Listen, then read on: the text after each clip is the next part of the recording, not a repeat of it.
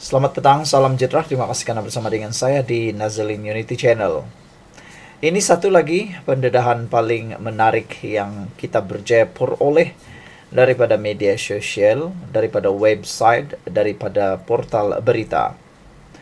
Hari ini daripada sabudin.com, akhirnya Rafizi Ramli membuktikan bahwa padu memang sebenarnya boleh pakai atau dipercayai. Banyak orang yang mungkin sebenarnya hanya terpengaruh dengan media sosial, pemberitahuan-pemberitahuan, sebaran-sebaran media sosial yang berkaitan dengan padu yang mungkin 100% tak benar atau separuh sahaja benar atau 75% daripadanya adalah tidak benar. Hari ini, berbaki sehari sebelum tarik tutup, 10,6 juta akhirnya sudah mendaftar dengan padu. Beberapa hari yang lepas telah dilaporkan daripada sebuah portal mendapati bahwa bilangan pada waktu itu yang paling ramai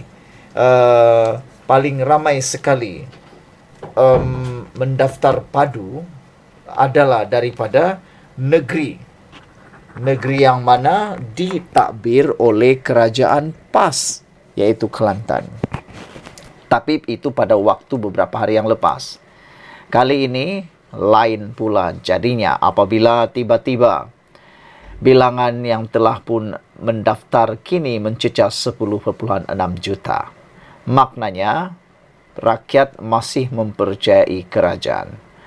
Cuma yang bising sangat itu mungkin hanyalah segelintir pembangkang ataupun orang-orang yang berkepentingan. Ada juga netizen atau penganalisis politik kata, padu yang paling orang takut ialah orang yang berkemampuan.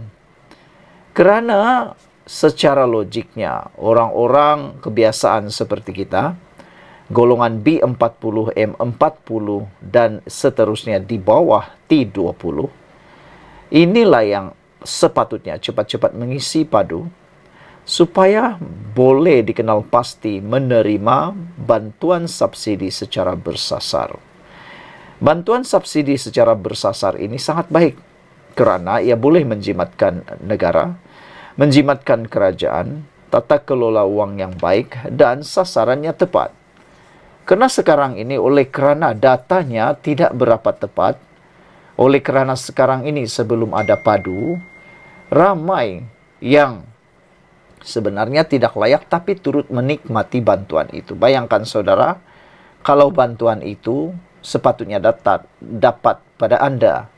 Bukankah itu satu kebaikan? Bayangkan kalau dulu anda hanya boleh dapat RM10. Tapi oleh kerana subsidi bersasar telah pun dapat mengenal pasti siapa yang tidak layak, anda pula layak, tiba-tiba pula anda layak dapat RM30. Pertambahan RM20. Itu satu berita yang baik bagi mereka yang layak. Janganlah terpengaruh dengan kata-kata kononnya padu itu menakutkan. Sebenarnya padu itu taklah menakutkan sangat. Itu hanya cerita-cerita dongeng yang mungkin hanya meraih perhatian semata-mata. Setakat hari ini, padu sudah ada mendaftar 10,6 juta.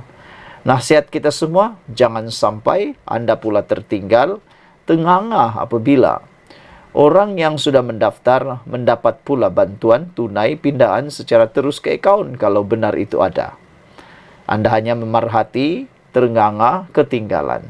Bila ditanya kenapa tak dapat, tak daftar padu. Jadi jangan salahkan orang pula. Jangan salahkan ketua kampung, jangan salahkan penghulu atau sebagainya.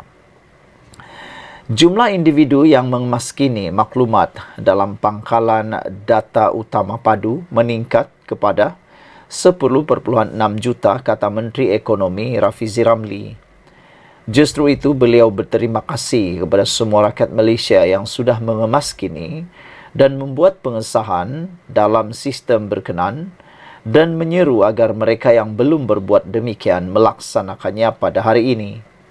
Terima kasih dari saya secara terbuka kepada semua warga negara yang mendaftar, mengamaskini dan juga mengesahkan data-data mereka. InsyaAllah baki 1 hari lagi ini, mereka yang belum mendaftar boleh cepat-cepat daftar katanya di aplikasi X hari ini. Pada itu, Rafizi berkata, segala maklumat yang diisi pada padu perlu disahkan oleh rakyat Malaysia bagi memastikan data yang diberikan tepat. Maklumat perlu disahkan dan dikemaskinikan untuk memastikan data kerajaan itu berlaku adil kepada rakyat, kerana data dari padu akan digunakan untuk tujuan menyasarkan subsidi kepada golongan yang layak kelak, katanya. Pada 2 Januari lalu, Perdana Menteri Datuk Seri Anwar Ibrahim melancarkan padu supaya pengkalan data berkaitan maklumat asas demografi, pendidikan, pekerjaan, pendapatan, komitmen dan bantuan yang diterima rakyat. Objektifnya untuk menyediakan pengkalan data utama negara bagi penghasilan analitik berkala dan digitalisasi tanpa ketirisan, menggubal dasar dan proses untuk membuat keputusan, berpacukan data serta mengimbangi kedudukan fiskal menerusi pelaksanaan dasar secara bersasar. Pada itu, menerusi Facebook rasmi padu, ia menunjukkan Selangor menjadi negeri paling tinggi mengemaskini padu, iaitu sebanyak 1.70 juta, diikuti Johor 1.21 juta, Perak 1.06 juta, Sarawak 0.91 juta, Sabah 0.87 juta dan Kedah 0.84 juta. Negeri lain ialah Kelantan dengan 0.73 juta, Kuala Lumpur 0.62 juta, Pulau Pinang 0.61 juta, Pahang 0.60 juta, Terengganu 0.50 juta, Negeri Sembilan 0.45 juta, Melaka 0.33 juta, Perlis 0.12 juta, Putrajaya 0.3 juta dan Labuan 0.3 juta. Sumber daripada Malaysia Gazette, tapi dipetik daripada sabudin.com. Saudara-saudara sekalian, dengan ini sahlah. Anda semua yang belum isi, cepat-cepat isi. Jangan sampai terengah, ketinggalan pula. Kita jumpa lagi. Bye-bye. Selamat malam, salam sejahtera. Terima kasih kerana bersama dengan saya di Nazlin Unity Channel. Saudara-saudara sekalian, pendedahan pada malam ini adalah pendedahan yang paling menarik dan paling menggemparkan seluruh Malaysia. Ini apabila Mukriz Mahathir, anak Tun Mahathir Mohamad, sahkan bahawa Mahathir kini disiasat SPRM. Inilah berita yang sebenarnya ditunggu-tunggu oleh seluruh rakyat Malaysia.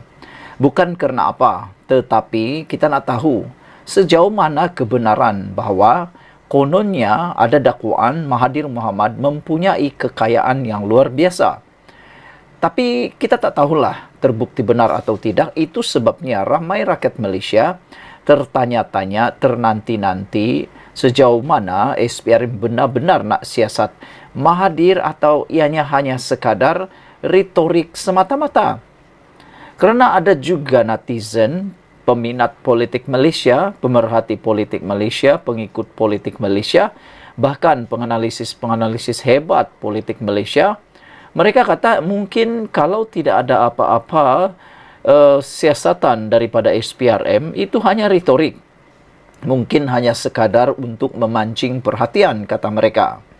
Tapi dengan pengesahan dan pengakuan sendiri oleh anak Tun Mahathir bahawa Mahathir kini disiasat SPRM, maknanya Mahathir kini dalam masalah besar. Kita tak kata Mahathir Mohamad itu bersalah, belum tentu, kerana siasatan itu tidak semestinya dia bersalah. Kalau dia tidak bersalah, tak perlu takutlah. Tapi kalau dia bersalah, memang patut takut. Itu sebabnya netizen ramai yang menulis, mereka kata, Semoga Tun Mahathir Mohamad dapat dibuktikan tidak bersalah. Karena pepatah mengatakan takut kerana salah, berani kerana betul. Jadi Tun Mahathir dan keluarganya sepatutnya tak perlulah gelabah, tak perlulah meroyan dan tak perlulah marah-marah. Biarlah kebenaran itu ditunjukkan dengan sendirinya. Karena biasanya kebenaran akan menang juga akhirnya. Namun yang menjadi persoalan kedua ialah apa sebenarnya yang SPRM mahu tahu, mahu siasat terhadap Tun Mahathir. Adakah hanya kerana kekayaannya atau ya kita pun tahu SPRM ini dia menyiasat berkaitan dengan salah guna kuasa, penyelewengan dan paling teruk sekali ialah berkaitan dengan rasuah.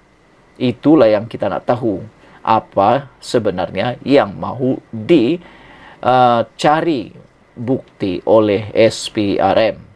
Kalau sebelum ini kita hanya dengar-dengar daripada orang-orang cerita-cerita kedai kopi, kali ini anak Mahathir sendiri, Mukhriz Mahathir, satu-satunya anak Mahathir yang pernah giat aktif dalam politik sehingga menjadi Menteri Besar Kedah. Dialah yang mengaku Mahathir kini disiasat SPRM. Presiden Pejuang Mukhriz Mahathir hari ini mengesahkan bahawa SPRM, Suruhanjaya Pencegahan Rasuah Malaysia, sedang menyiasat bapaknya, iaitu bekas Perdana Menteri 2 kali, pencipta rekod Malaysia, paling banyak kali menjadi Perdana Menteri dan paling tua menjadi Perdana Menteri daripada 2 parti yang berbeza, daripada kerajaan, akhirnya jadi pembangkang pun jadi Perdana Menteri, tapi akhirnya cipta rekod lagi Perdana Menteri satu-satunya yang bertanding kalah teruk, bahkan tidak mampu mendapat wang deposit. Tun Mahathir Mohamad lah orangnya. Mukhriz mengesahkan bahawa bapaknya sedang disiasat oleh SPRM. Menurut Mukhriz, agensi anti rasuah itu menghantar notis yang ditandatangani oleh Ketua Pesuruhjaya SPRM Azam Baki kepada abang-abangnya Mokhzani dan Mirzan menyatakan perkara itu. Kata Mukhriz, saya melihat notis yang ditandatangani sendiri oleh Azam Baki kepada Mirzan dan Mokhzani, katanya dalam video yang dimuat naik di Malay Daily di YouTube. Di awal notis itu menyebut bahawa siasatan dikenakan ke atas Mahathir. Kemudian kedua-dua abang saya ini diarahkan membuat pengisytiharan harta untuk membantu siasatan itu, kata Mukhriz. Mukhriz turut berkata, keluarganya berasa heran mengapa Mokhzani dan Mirzan turut disiasat, sedangkan sasaran utama siasatan ialah Mahathir. Memang dari awal kami rasa agak pelik apabila siasatan dimulakan ke atas seseorang itu. Kononnya disaki menyalahgunakan kuasa.